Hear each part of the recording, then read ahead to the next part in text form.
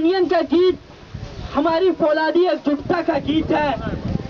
इसलिए यूनियन के इस गीत को हम लोग अपने दिलो दिमाग में अच्छी तरह बैठा लें। और दूसरा, जो आज इस देश के तमाम हुक्मरान, इस देश के पूंजीपति मजदूरों को यूनियन बनाने से रोकने के लिए हमले करा रहे हैं, उसको भी बात को भी समझ ले। क्योंकि दोस्तों, मजदूर वर्ग की मुक्ति का जो ट्रेनिंग सेंटर है, मजदूर वर्ग जहाँ पे अपनी मुक्ति के लिए अभ्यास करता है युद्ध का, वो युद्ध का अभ्यास अपनी ट्रेड यूनियनों में ही करता है।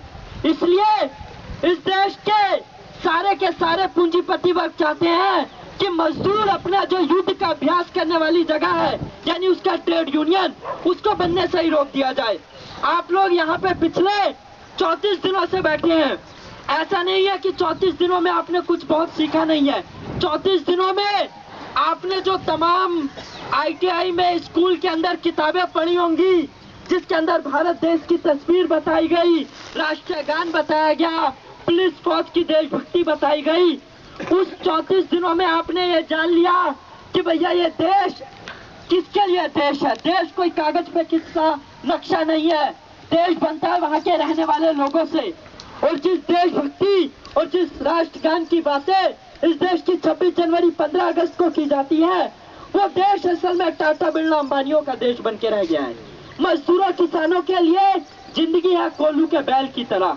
इसलिए दोस्तों, हम लोग अपने ट्रेनिंग सेंटर में जहाँ पे आज बैठे हैं, 34 दिन है, हम लोगों ने ये देख लिया है कि पूंजीपति वर्ग की चाकरी करने के लिए पूरी उसकी जो मैनेजिंग कमेटी है, जो उसकी व्यवस्था को, पूंजीपतियों के मुनाफे को बनाए रखने के लिए जो हर 5 साल बाद चुनाव का ठेके की नौटंकी की जाती है, उसके अंदर कोई भी रंग की पार्टी आ जाए, वो उनकी चाकरी ऐसे ही करेगी।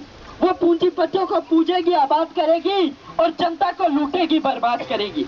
इसलिए दोस्तों, मजदूरों को अपनी मुक्ति के संघर्ष में और अपने कहा जाए अंतिम लक्ष्य तक पहुंचने के लिए, जो एक गाना भी था कि हम लोग इस पूरी दुनिया को मांगेंगे, हम लोग सिर्फ एक खेत खलियान की बात नहीं, एक फैक्ट्री कारखाने की बात नहीं, जब दुनिया की हर चीज सुई से लेकर जहाज तक मजदूर वर्ग पैदा करता है, तो उसको चलाने का, उसको पहनने का, उसको कहा जाए उपभोग करने का अधिकार भी मजदूर वर्ग के पास होना चाहिए। और उसको कैसे नियंत्रित किया जाए, उसको कैसे वितरित किया जाए, ये मजदूर वर्ग तय करने की राजनीति होनी चाहिए। इसलिए अपने ट्रेड यूनियन की लड़ाई को लड़ते हुए हम लोगों को अपनी राजनीतिक लड़ाई लड़ने को भी कहा जाए बात हमेशा दिमाग में बैठानी होगी। क्योंकि वेतन भत्तों में दुगने चौगने की वृद्धि हो जाए, हमारा वेतन 8,000 से 16,000 हो जाए, तो महंगाई का घोड़ा उससे दुगनी तेज गति से बढ़ेगा।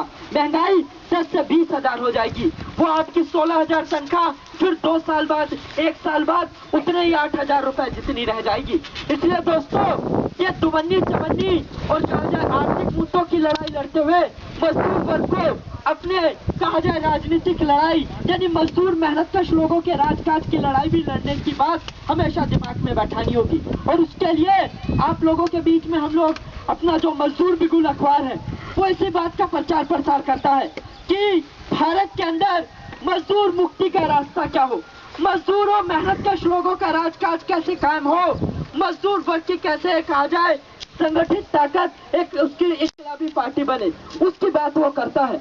उसके अंदर रूस से लेके, चीन से लेके पेरिस कम्यून तक, जहां मजदूरों ने पहली बार, आज से लगभग कहा जाए 150 साल पहले पहली बार मजदूरों ने राजकाज अपना 72 दिन चलाया था।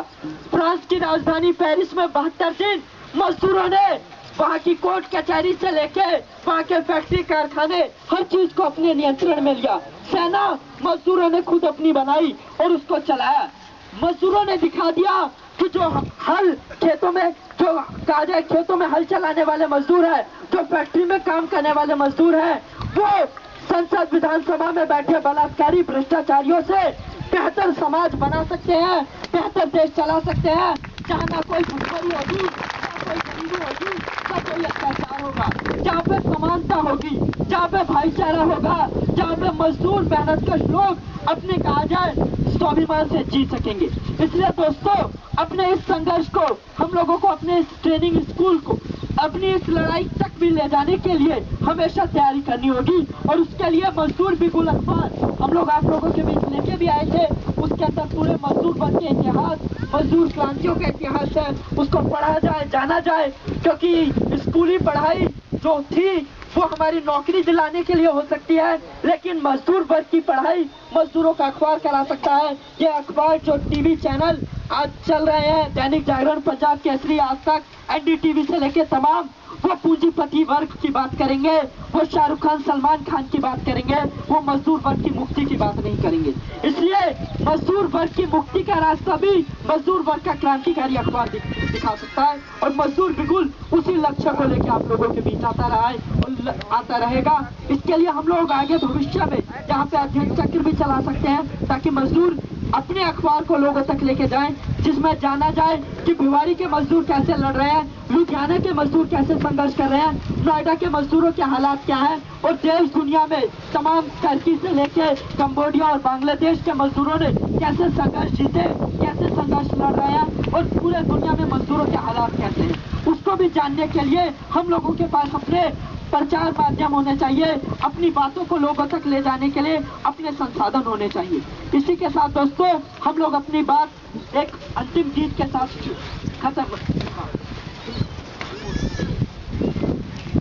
यह हड़ताल का 34वां दिन है और आप लोगों के जोश खरोश में कोई कहा जाए कमी नहीं है।